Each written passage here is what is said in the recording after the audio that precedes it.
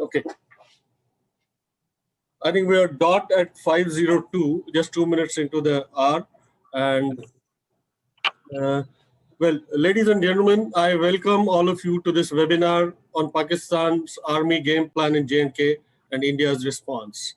Very interesting subject, very interesting topic. The webinar is being conducted on behalf of Kashmir Policy and Strategy Group. This group is a very well-known citizen initiative for justice and conflict resolution. It has eminent experts from public life. We have former governors, civil servants, intelligence experts, diplomats, defense experts, geostrategic experts, politicians, and eminent legal minds as its members. Over the years, this group is internationally and domestically recognized as a credible think tank. The chairman of the group, Shri Ashok Bhan, is one of the country's top senior advocates and an accomplished practical diplomat.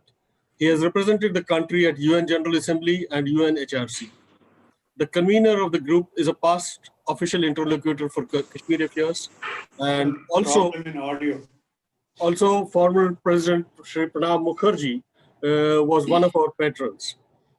On the 73rd anniversary of this Black Day, we have a very experienced panel of speakers, all mostly natives of Jammu and Kashmir, who shall enlighten us with their views on Pakistan's army agenda on Kashmir and India's response. Before I proceed, I would want to just mention a few ground rules that all of us will follow during this webinar. The speakers will have 10 minutes to express their opinions. We would discourage interventions, but interventions can be allowed only with the permission of the chair. Audience, if they have any questions, they should please put those in the chat box. We will have a detailed question and answer session at the end of the session.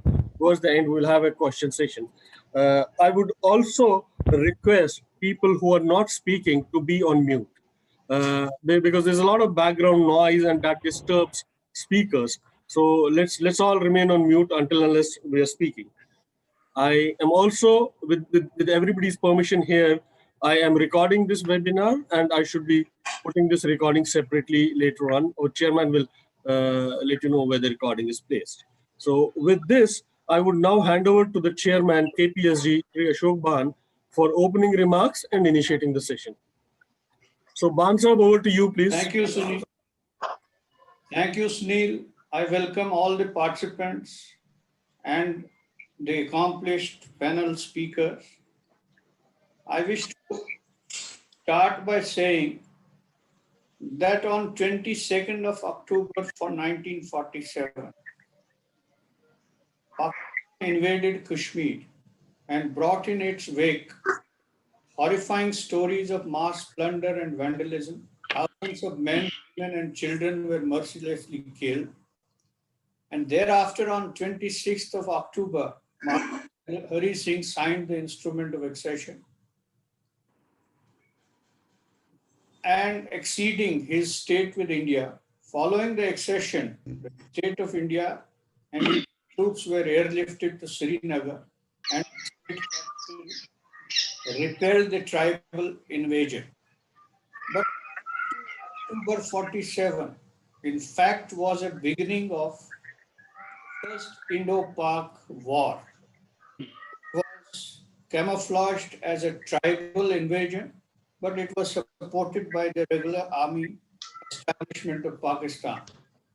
The consequences of this watershed event are still affecting the country. It's necessary to create such historical narratives in order to create people. The aim of such initiative would be to bring awareness among people about this phase of our history, which is a dark chapter of our history. It will also help in remembering how the country fought in its very first conflict faced by India. And that conflict is still being faced by the country, both in the wars which have been fought. But for last 30 years, we are in for a proxy war with Pakistan. And Pakistan has brought and inflicted death and destruction in Kashmir. And after 3 decades of conflict in Kashmir and death and destruction phenomenon brought about by Pakistan through its militant wings, mercenaries, and local militants in Kashmir, it has resulted in disastrous consequences of almost destroying the whole infrastructure of education, of health, of culture, and it has changed even the demography by exiling a full religious minority of Kashmir. And also, it further carries on the agenda which once Kashmiris have rejected. And this invasion of 22nd October 47 was also part of an. Bhan Sahab, you are unmuted. You can talk now. Okay, so ladies and gentlemen, we have segregated this discussion into 2 parts. The first part would be what is the India's response to this phenomenon of continuing war and Pak army's design to unsettle idea of India in Kashmir. And the second part would be that what is the local narrative, what is the new age narrative, which has come up after the Article 370 was made inoperable last year on August 5th. There is a paradigm shift in Kashmir's ground situation, and therefore a local narrative is also gradually changing. You must have seen on your screens that for the first time in the country's history, there is a recognition of this 22nd Black Day by putting up hoardings, and these are done by Kashmiri youth themselves. These hoardings are put up. There was a news item also, a very big news item in Times Now and other also, that youth, new age youth is enthusiastic about saying, Pakistan, enough is enough now. You are the aggressors. Please stop and vacate from Kashmir. Let us decide our destiny for ourselves. And we hope that our future better lies with India than with Pakistan. This is the new narrative which is coming up. And on this narrative, I think Manzoor Ahmed Shah and also Professor Javed, Kakroo Sahab, and also Dr. Ashok will lay more emphasis that what is the new narrative coming up. But on the strategic affairs of Indian response and Indian state's response, I would like to request Lieutenant General Katoch Sahab to give his thoughts about the subject. Lieutenant General Katoch Sahab, please.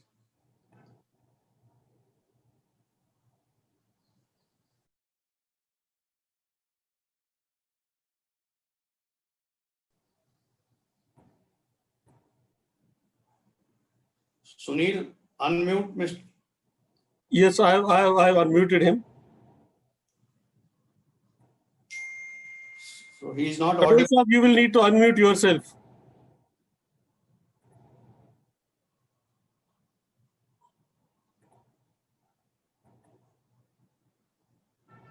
Yeah. Okay. Okay. I think I'm unmuted now. Good evening, everybody. And thank you, Mr. Bhan, for having given me an opportunity to speak on this webinar.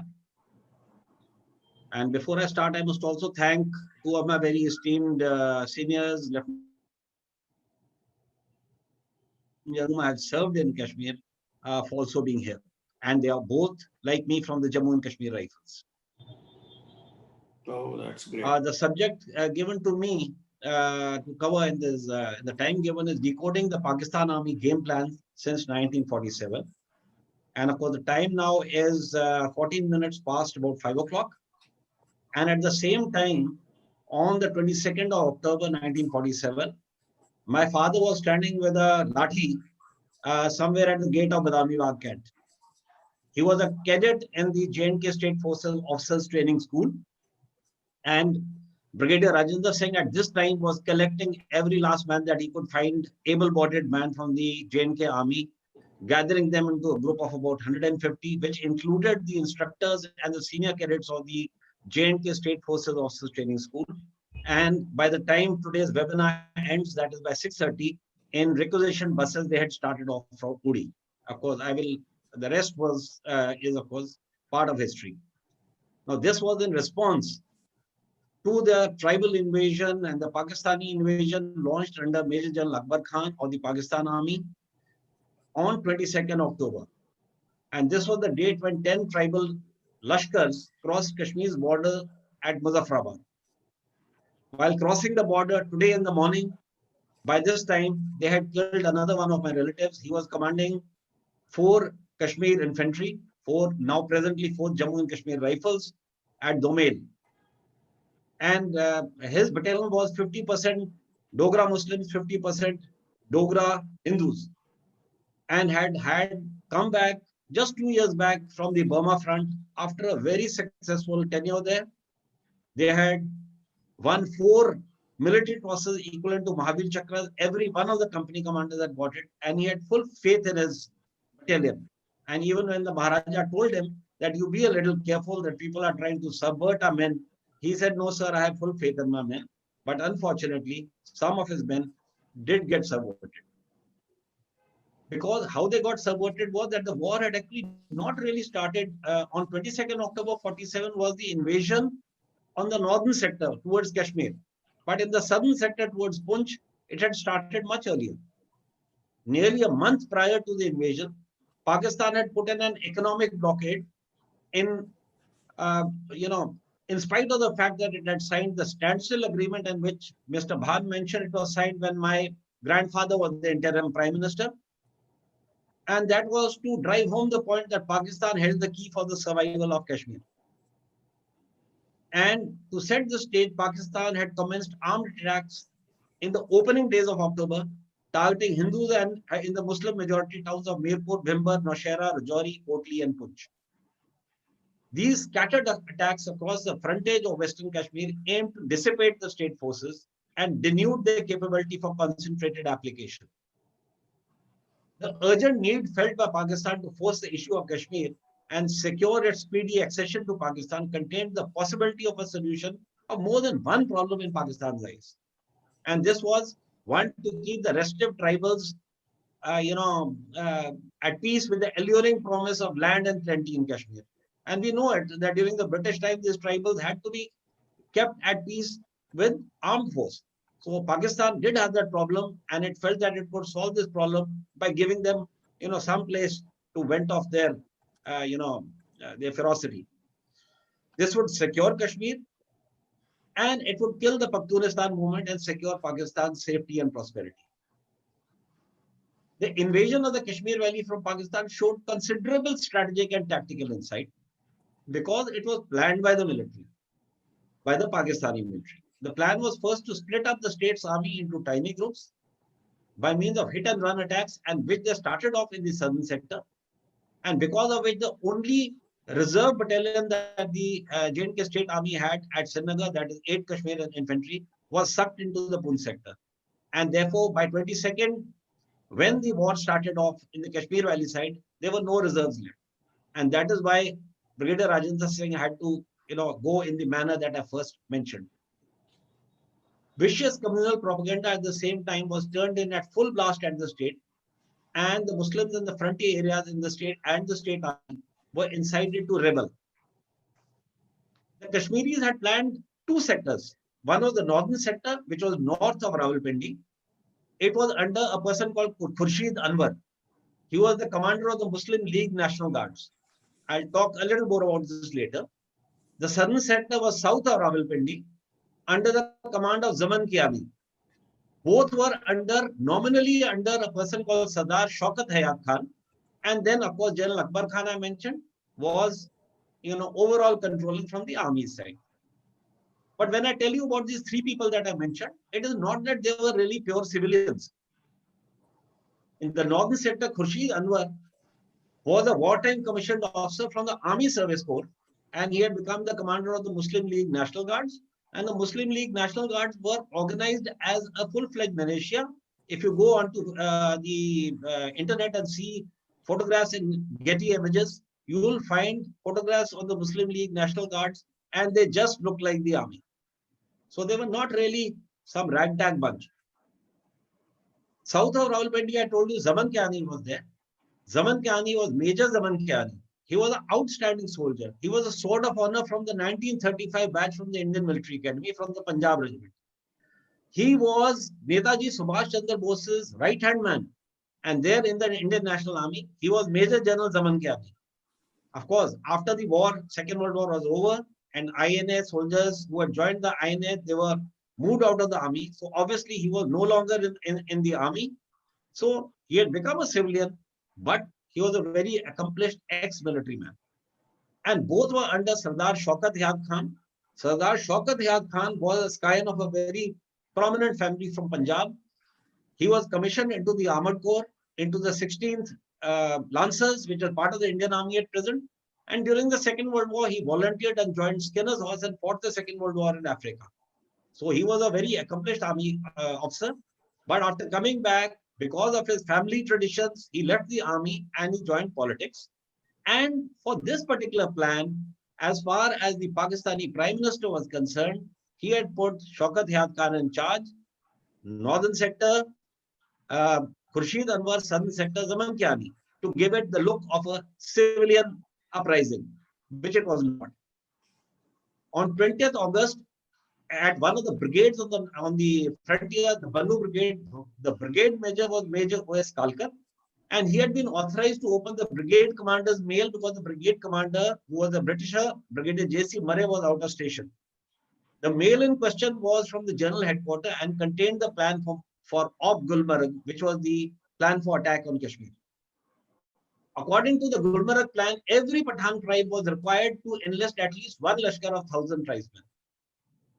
After enlistment, these Lashkars were to be concentrated at Bannu, Wana, Peshawar, Kohat, Thal, and Naushera by the first week of September 1947. The brigade commanders at these places were to issue them arms, ammunition, and some essential items of clothing on paper showing these issued against some Pakistan army units. Each tribal Lashkar was also to be provided with a major, a captain, and 10 JCs of the regular Pakistan army.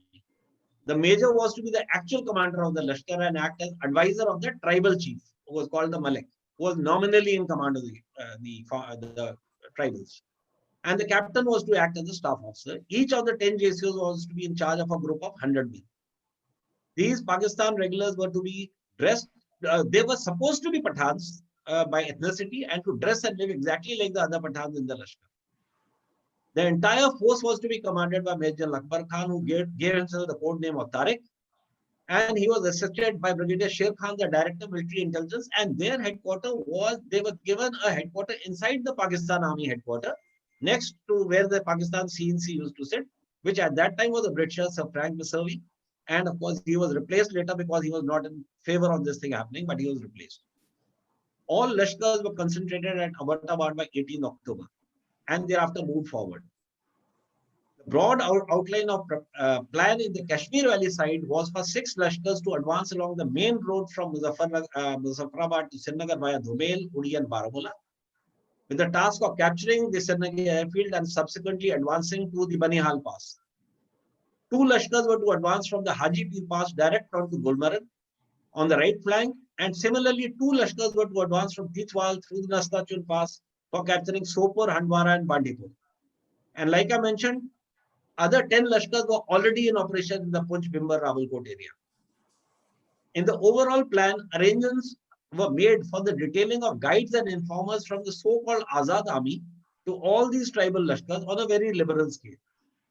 General Akbar Khan was also given the task of organizing the Azad army, which was composed of demobilized soldiers who were in plenty in the southern sectors, demobilized from the British Indian Army. After the Second World War, almost about 400,000 soldiers had been demobilized. So these retired soldiers were not old soldiers. They were young soldiers and very, very looking forward to do something because they were all without a job. And elements of the Jammu and Kashmir state forces who the Pakistanis had planned to subvert, and some of them did get subverted. Dumps of arms, ammunition, and clothing were established. Forward, out of the 3 Pakistani infantry divisions in West Pakistan, 7 infantry division of the Pak army was to concentrate in the area Mari, Abbottabad by last night, 21 October, and to be ready to move into Jammu and Kashmir territory as soon as the opposition had been, or the state forces had been overcome, and to consolidate the hold on the valley. 1 infantry brigade was also held in readiness at Sialkot to move on to Jammu. So, in essence, the Pakistani army's game plan was to provide the backbone, the support, and the firm base. The local irregulars were to provide guides, language interface, and labor. And the tribals were to distract the Indian military response, causing slow attrition, which is the mantra that the Pakistani army has always fallen upon and is still following. Major General Akbar Khan, in his book Raiders in Kashmir, has said as much that this is the only way to be able to meet the superior Indian military challenge. The difference now is that instead of the only tribals, you have radicalized Pakistani citizens organized under fundamentalist religious organizations who draw their inspiration from perceived atrocities on Muslims, not only in Kashmir, but all over the world. I'll end by just saying that just a couple of days back, there was a video of the, going around on WhatsApp and on the internet of a militant in Kashmir being asked to surrender, and the officer on the scene was telling that militant, "Beta, aa jao, fikr nahi karo, goli roko, koi goli nahi chalayega." He was talking like that. Exactly about 27 years ago, and General Sureja, who's also on this panel, will vouch for that, we were in a similar sort of situation. We were also telling a person, "Beta, aa jao, fikr nahi karo, goli nahi chalayega tujhe," and we made a militant surrender. Of course, his description should match more of terrorist because he was not a local Kashmiri, he was a Pakistani. So then once we got him, I asked him, I said, "Beta, tum surrender क्यों किया तुमने? Because हमें तो बोलते हैं कि Pakistani militant तो कोई surrender नहीं करता है." कहता साहब, हमें जब इधर भेजा गया था, हमें बोला था कि कश्मीर में आजान भी नहीं बोलना देते हैं। जो इंडियन गवर्नमेंट है कश्मीर में आजान भी नहीं बोलने देती है, और मुझे 3 महीने इधर हो गए हैं, रोज 5 बार दिन के मैं आजान सुनता हूँ. And of course, I just wanted to end with that. So thank you so much, and we look forward to the other speakers who will continue on from where I have left. Thank you. Thank you, Lieutenant General Katoch for giving us some insight of what the Pakistan's game plan then was and how it is continuing today.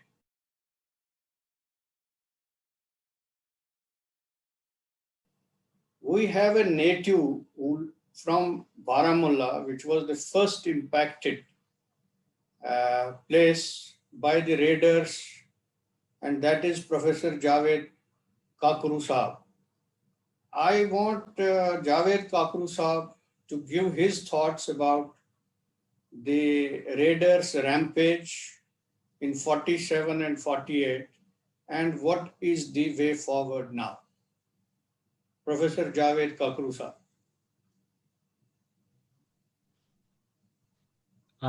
Can everybody hear me? Yes. Yes, sir, you are audible. Thank you very much. First of all, thanks to Mr. Ashok Bhan, who has given me this chance to put forth my views on the topic, which is basically the way forward to the solution and problem of Kashmir.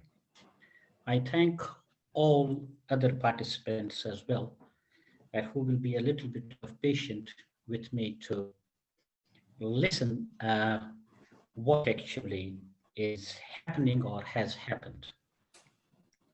As far as Raiders' attack on Kashmir in 1947 is concerned, I am not an eyewitness to that, or I think most of us on the panel here are not also the eyewitness. So what we have heard, we are hearing, or what we have read, we put our opinion on that source. Yes, it has happened. The raiders have attacked Kashmir in 1947. There is no two opinions about that.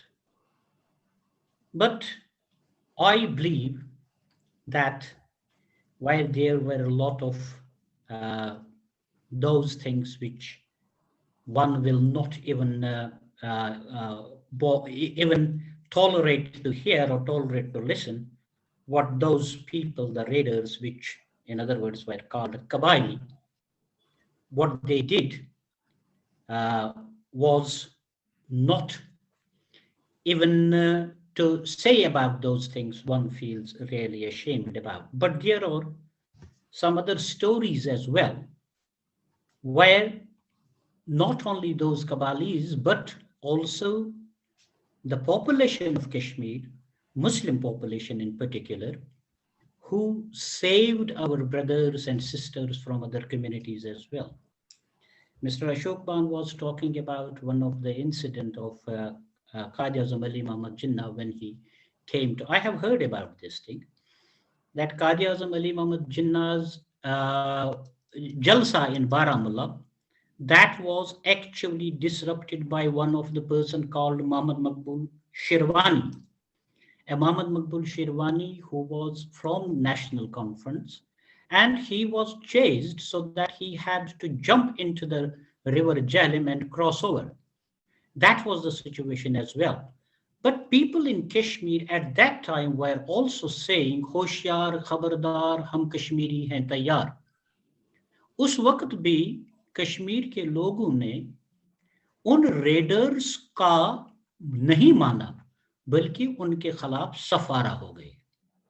यहां तक कि वो कश्मीरी, वो पाकिस्तानी, वो हिंदुस्तानी जो इस वक्त भी ये कहते हैं कि दैट नेचुरल चीज जो है वो कश्मीरियों की पाकिस्तान की तरफ थी, दरियाओं का रुख पाकिस्तान की तरफ था, कल्चर पाकिस्तान से मिलता जुलता था। हिंदुस्तान का बंटवारा अगर हुआ तो वो इसी बात पे हुआ कि मुस्लिम मेजॉरिटी स्टेट्स पाकिस्तान में जाएंगे और गैर मुस्लिम जो है वो हिंदुस्तान के साथ जाएंगे। ये भी पाकिस्तान से मिलता जुलता था, लेकिन हुआ ये कि उसके बावजूद भी शेख मोहम्मद अब्दुल्ला ने मुस्लिम मेजॉरिटी पाकिस्तान के साथ जाने के बजाय हिंदुस्तान के सेक्युलर सिस्टम के साथ जाने को ही तरजीह दे दी। अब सवाल ये पैदा होता है, नाउ द क्वेश्चन अराइजेस, मैं बान साहब से ये गुजारिश करूंगा, मेरे ख्याल में मंजूर साहब या कश्मीरी ज़बान में एक कहावत है, वो कहते हैं कि आख किस पाम पाम करें, मीनिंग दिस थिंग दैट अगर हमने सिर्फ गड़े मुर्दे ही उखाड़ने हैं, पास्ट में ही जाना है और सिर्फ ये देखना है कि पाकिस्तान ने क्या किया, हिंदुस्तान ने क्या किया, कश्मीरियों ने क्या किया, मुसलमानों ने क्या किया, हिंदुओं ने क्या किया, और ये पास्ट में जाने से हमें कुछ हासिल होने वाला नहीं है। रेडर्स के बारे में, कबायली इन्वेजन के बारे में जनरल कोटेच ने, लेफ्टिनेंट कोटेच ने, I am sorry if I can not pronounce the name rightly, I really apologise for that, but आपने तो बहुत अच्छे तरीके से इसको बयान कर दिया, वहां पे कोई उसके साथ आपके साथ इख्तिलाफ करने का कोई पहलू बनता ही नहीं है। आप भी एक आर्मी मैन रहे हैं और आपको ये बात मालूम है कि जब दो दुश्मन आपस में आमने सामने हों तो गेम प्लान हर एक का होता है। पाकिस्तान की आर्मी का भी गेम प्लान हिंदुस्तान की आर्मी के खिलाफ है और हिंदुस्तान की गेम प्लान पाकिस्तान की आर्मी के खिलाफ, क्योंकि हम ये समझ रहे हैं, we are of the opinion, Kashmiris are of the opinion, people in India, they are of the opinion, and Pakistani people in Pakistan, they are of the opinion that since 1947, Pakistan and India has been a dragger's draw. एक दूसरे के साथ लड़ रहे हैं, झगड़ रहे हैं, पिट रहे हैं। अब हिंदुस्तान और पाकिस्तान का मसला क्या है, क्यों लड़ रहे हैं? बेसिक बात वही है कि वो ہندوستان بھی کہتا ہے، پاکستان بھی کہتا ہے کہ یہ مسئلہ حل کر دو، کشمیر کا مسئلہ حل کر دو تو مسائل حل ہو جائیں گے۔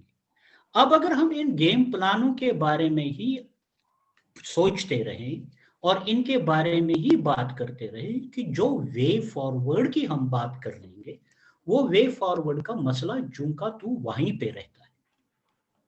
پاکستان اپنی تعویلیں دے دے گا۔ I was just watching a video or an interview by Karan Thapar to Pakistan's Imran Khan's national security advisor, Mr. Masood, I think his name was.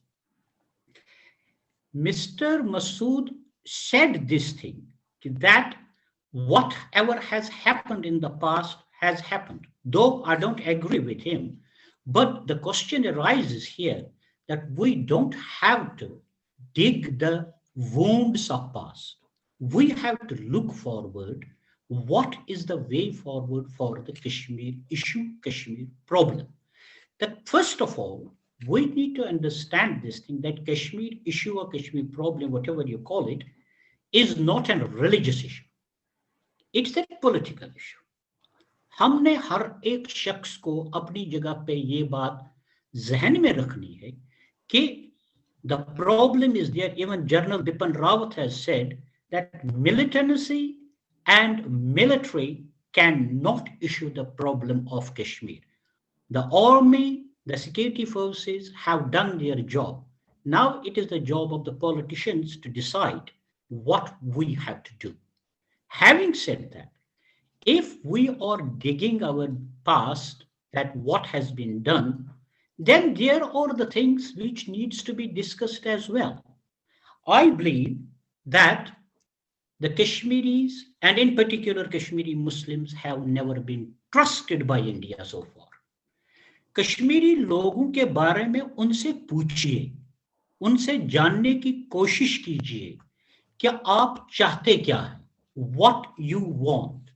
وہ کشمیری جنہوں نے 1947 میں انویڈرز کے انویژن کے بعد بھی سیکولر انڈیا کی طرف ہی اپنا رجحان دکھایا، اور آج بھی آپ کو ایسے لوگ وہاں پہ ملیں گے جو اس بات کی طرف آپ کو نشاندہی کریں گے کہ نہیں، ہندوستان کو کشمیریوں کے ساتھ بیٹھنا ہے، بات کرنی ہے اور اس مسئلے کا ایک حل ڈھونڈنا ہے۔ اس مسئلے کا حل جو ہے وہ آپ نے دیکھا کہ آرٹیکل 370 کی جب بات کرتے ہیں، 5 اگست 2019 کی جب ہم بات کرتے ہیں، اس وقت جو کچھ کشمیر کے پاس، حالانکہ وہ آرٹیکل 370 تھا ہی کیا، کھوکھلا ہو کے رہ گیا تھا۔ بان صاحب will bear me out that since 1953 till 2019, 54 amendments were made in Constitution of Jammu and Kashmir through Article 370. وہ گارنٹیز ختم ہو گئی تھی پہلے سے ہی۔ ایک سکلٹن 370 کا وہاں پہ رہ گیا تھا which was taken on 5th of August, though BJP fulfilled their election promise, but اگر حقیقت میں آپ دیکھیں گے وہ کچھ تھا ہی نہیں وہاں پہ۔ Everything was taken from Kashmiris before 5th of August 2019. لیکن اس وقت بھی اگر آپ دیکھ لیجیے، اس وقت بھی صورتحال یہ ہے۔ میں کل ایک اپنے دوست سے بات کر رہا تھا، اس نے بڑی اچھی بات کہی۔ اس نے کہا کہ اس وقت ہر 5 یا 7 کشمیریوں کے حفاظت کے لیے یا ان کی دیکھ بھال کے لیے یا ان کو خاموش کرنے کے لیے ایک سپاہی گن لے کے کھڑا ہے، جبکہ 5000 کشمیریوں کی دیکھ بھال کے لیے صرف ایک ڈاکٹر ہے۔ ایسی صورتحال جہاں پہ ہوتی ہے، اس صورتحال کو ذہن میں رکھتے ہوئے یہ دیکھنے کی کوشش کی جاتی ہے کہ ان چیزوں کی طرف کس طرح سے ہم دھیان دے سکتے ہیں اور اس چیز کو حاصل کیا جا سکتا ہے جو چیز اس مسئلے کو جڑ سے ہی ختم کر دے۔ اب एक बात जो मेरे जहन में आती है वो ये आती है जब मैंने ट्रस्ट की बात की। इश्यूज हैं कश्मीर के अंदर, खासकर वैली के अंदर इस वक्त जो सोशल इश्यूज हैं उनकी तरफ ध्यान देने की जरूरत है। आप आम कश्मीरी से पूछ लीजिए, आम कश्मीरी से मेरी मुराद है वो कश्मीरी जो सुबह निकलता है, रेड़े पे फल फ्रूट बेचता है, शाम को 200-300 रुपए कमा के घर आता है, वो क्या चाहता है। आप ना उन पॉलिटिकल पार्टी या उन इंडिविजुअल्स को ना पूछें जो वन वे और द अदर वे उस एक चीज को प्रोजेक्ट करते हैं, उस एक चीज की तरफदारी करते हैं जो चीज उनके हक में। अब कश्मीर के लोगों ने पिछली दफा एक बात पे बड़ी जबरदस्त खुशी का इजहार किया, that was that in every district now 14 members will be elected as an district development board members who will be given the charge and who will be given every developmental authority, and the funds will be allotted to them so that they will do the developmental things. Everybody has welcomed it. क्यों welcome नहीं करेंगे उस चीज को जो एक सही सिमत की तरफ एक कदम। बट उसके साथ ही आप ये भी देख लीजिएगा कि वो चीजें जो ये कहते हैं कि भाई 370 खत्म होने के बाद it's on record, Amit Shah ji ने बिल्कुल पार्लियामेंट में ये कहा कि अब वहां पे डेवलपमेंट होगी, अब वहां पे करप्शन खत्म हो जाएगा, अब आसमान से लोग आएंगे और कश्मीर इतना इकोनॉमिकली आगे जाएगा कि हम तसव्वुर ही नहीं कर सकते। Why is that? कहां पे वो चीजें हैं? नहीं है, किसी जगह नहीं है। हर एक शख्स को आप यहाँ पे जो भी दिल्ली में बैठ के थिंक टैंक्स, दिल्ली में बैठ के वो people, the people who are at the helm of affairs, हम लोग यहाँ पे बैठे हुए इस बात की तरफ हमने तवज्जो करनी है कि अब वो जमाना नहीं रहा जब इंफॉर्मेशन पहुंचने में साला साल लगते थे। आज अभी काम ही नहीं हुआ होता है तो आपको पता चल जाता है क्या हुआ क्या नहीं हुआ है। कश्मीर के लोग अब वो लोग नहीं रहे हैं जिनको आप कहते थे कि ये अंधी तकलीद करने वाले लोग हैं। नो, अब वो रैशनली देख रहे हैं कि क्या सही है क्या गलत है। और मैं आपको ये बात बता दूं, कश्मीर के अंदर लोग ये भी महसूस करते हैं कि पाकिस्तान जो खुद को नहीं संभाल सकता, जो अपनी प्रॉब्लम्स को देख नहीं सकता, वो कश्मीर की प्रॉब्लम को क्या देखेगा। ये भी वहां पे एक सोच इस वक्त है। लेकिन उसके साथ साथ वो ये भी महसूस करते हैं कि वो हिंदुस्तान, जो हिंदुस्तान ये कहता है कि कश्मीर मेरा अटूट अंग है, कश्मीरी मेरे बाशिंदे हैं, कश्मीरी मेरे सिटीजन्स हैं, उनका कहना और उनका करना इसमें कितना तजाद है। कश्मीरी ये भी समझते हैं कि अगर किसी शख्स ने चोरी की है, किसी शख्स ने अवाम का खून चूसा है, किसी शख्स ने रोशनी एक्ट में जमीन ग्रैब की है, किसी शख्स ने किसी और तरीके का इम्प्लीमेंट किया हुआ है, उनको बाज़ाबिता तौर पर आना चाहिए अवाम के सामने। न कि ये होना चाहिए कि भाई आप दिल्ली आ जाओ, हमारे साथ बात करो, हम जो आपको कहेंगे वो करो, और बाकी जो आपकी चोरियां चकारियां हैं उन पे हम पर्दा डाल देंगे। अगर ये सूरत हाल रहती है तो मैं ये समझता हूं, कश्मीरी ये समझते हैं कि कश्मीरी बजाय हिंदुस्तान के साथ वो रवैया इख्तियार करने के बजाय शायद दूर ही होते जा रहे हैं।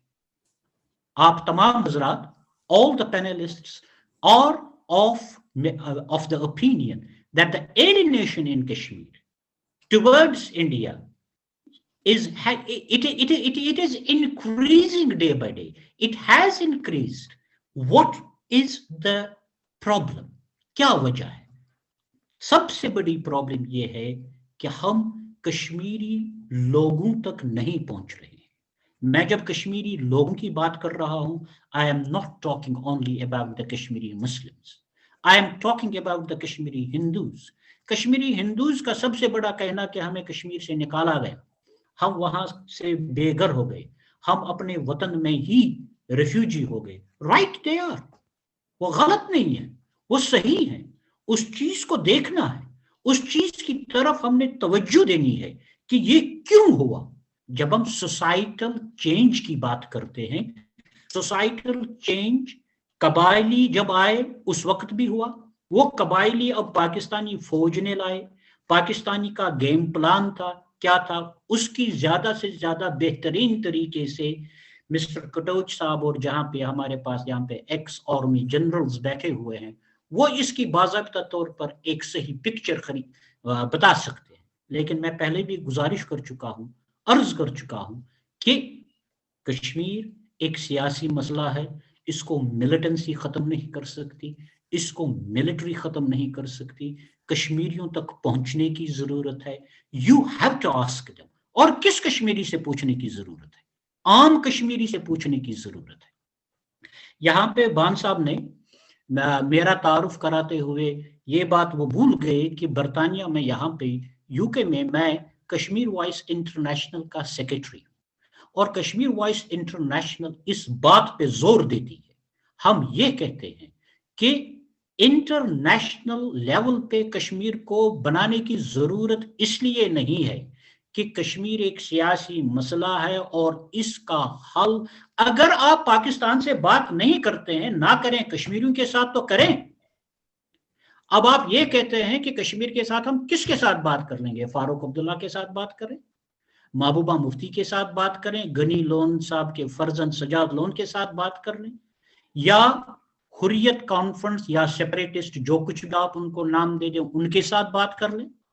किसके साथ बात करें तो बात किसके साथ करें? अगर आप देखेंगे तो कश्मीर के अंदर जो भी आपकी पॉलिटिकल पार्टीज, और वो पॉलिटिकल पार्टीज जो वहां की इलाकाई पार्टीज हैं, नेशनल कॉन्फ्रेंस है, पीडीपी है, बाकी चीजें हैं, ये आप देख लीजिएगा। ये मेरे ख्याल में हमारे एक पैनलिस्ट यहाँ पे भी हैं, मिस्टर बख्शी साहब, जो जम्मू से हैं, मिस्टर शर्मा, B.K. शर्मा साहब, उनका एक मैं वीडियो देख रहा था, एक्स डिप्लोमेट जो थे पाकिस्तान के दिल्ली में, मिस्टर बासित साहब, उनके साथ। तो शर्मा साहब ने एक बात कही थी कि जब बासित ने उनसे ये कहा था कि हमने पॉलिटिकल लीडर्स को रिलीज करने में हम ये नहीं देखते हैं कि शबीर शाह को रिलीज किया गया, यासीन मलिक को रिलीज किया गया, तो उन्होंने ये कहा था कि वो एक सेक्ट के लोग हैं, उनकी उतनी पजीराई नहीं है, उसके बारे में उन्होंने, शर्मा साहब ने ये बात कही थी। तो जो वहां के हमारे मेन स्ट्रीम लीडर्स, उनके बारे में अगर बात की जाए, आज अगर आप उनको देखें, they are all disgruntled people, उनको कोई पूछता नहीं है। और इस हकीकत को अगर जानना है तो देख लीजिए, कश्मीरी आवाम से पूछ लीजिए, और कश्मीरी आवाम से एक आम से आदमी को आप फारूक अब्दुल्ला, महबूबा मुफ्ती के आगे खड़ा कीजिए और देख लीजिएगा कि कश्मीरी आवाम किसके साथ जाती है, किसके हक में जाती है। तो मेरे कहने का मतलब ये है, जो वे फॉरवर्ड के बारे में जब हम बात करते हैं, मैंने उसी वे फॉरवर्ड पे ही बात की है पूरी अपनी। मैं ये समझता हूं, कश्मीरी ये समझते हैं कि उन तक पहुंचने की जरूरत है, उन्हें ये कहने की जरूरत है, उनसे ये जानने की जरूरत है कि व्हाट एक्चुअली यू वांट। आपको याद होगा कि अटल बिहारी वाजपेयी जी ने भी कहा था कि that sky is the limit. Kashmir एक मसला है, आपको, हमको, हम सबको ये बात तस्लीम करनी है। अगर ये मसला नहीं है तो इसके बारे में बात ही नहीं होती। अगर ये मसला, प्लीज कंक्लूड नाउ। तो मैं बान साहब थोड़ा सा इस पे कंक्लूजन की तरफ आता हूं। जैसे कहा मैंने कि that Kashmir is a political problem, it needs to be given a due attention. The people of Kashmir, and when I speak the people of Kashmir, I am talking about the people of Jammu and Kashmir. They should be asked what you want. And if India and Pakistan are not going to sit and solve this issue, and why should they sit and solve the issue of those people who are not being even asked what they want? Let India approach to the Kashmiris. Let India ask the Kashmiri people, come on, let us sit and let's solve the problem. और सबसे बड़ी बात मैं समझता हूँ कि वो जो वहाँ पे जो issues हैं, जो तहफुजात हैं, जो लोग समझते हैं कि दिल्ली में हुकूमतें हमारे खिलाफ ये कदम उठा रही है, वो सही है या गलत है, उन तहफुजात को एड्रेस करने की जरूरत है, उन पे बात करने की जरूरत है और लोगों को बताने की जरूरत है कि नो, आपके ये तहफुजात सही हैं और ये तहफुजात गलत हैं. Let India, let Kashmiri leadership, वो लीडरशिप जो वहां की नेशनल लीडरशिप है या वहां की इलाकाई लीडरशिप है, चाहे वो सेपरेटिस्ट हों, चाहे वो मेन स्ट्रीम लीडर्स हों, उनको सच बताने की जरूरत है. Let them speak the truth कि कश्मीरी अवाम के सामने हकीकत क्या है, सच्चाई क्या है.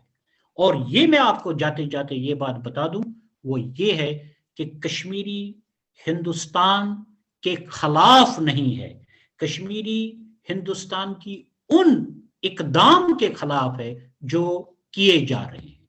कश्मीरी पाकिस्तान के हक में नहीं है, कश्मीरी मुसलमान पाकिस्तान के हक में नहीं है. वो समझते हैं, वो ये जानते हैं कि जो मुल्क अपनी परेशानियों को दूर नहीं कर सकता है, वो हमारी परेशानी क्या दूर कर लेगा. मैं चाहूंगा कि अगर इसके बाद कोई सवाल भी पूछे मुझसे तो उसका जवाब दे दूं. Thank you, Professor Saab. Thank you very much. You have said too many important things, and what I could discern was that the new narrative of the young age of Kashmir is development, and new narrative of Kashmir's young age is to bridge the trust deficit which has been created. Definitely. Leaders like Farooq Abdullahs and Mahbooba Muftis, and there is a need to reach out to Kashmiri opinion. And lastly, you said that Kashmiri Mussalman is not for Pakistan. They feel that Pakistan is a failed country for itself and its own people. How can Kashmiris get attracted to Pakistan, which is a failed state? Thank you for these words and very good, very exhaustive narrative and articulation you have presented.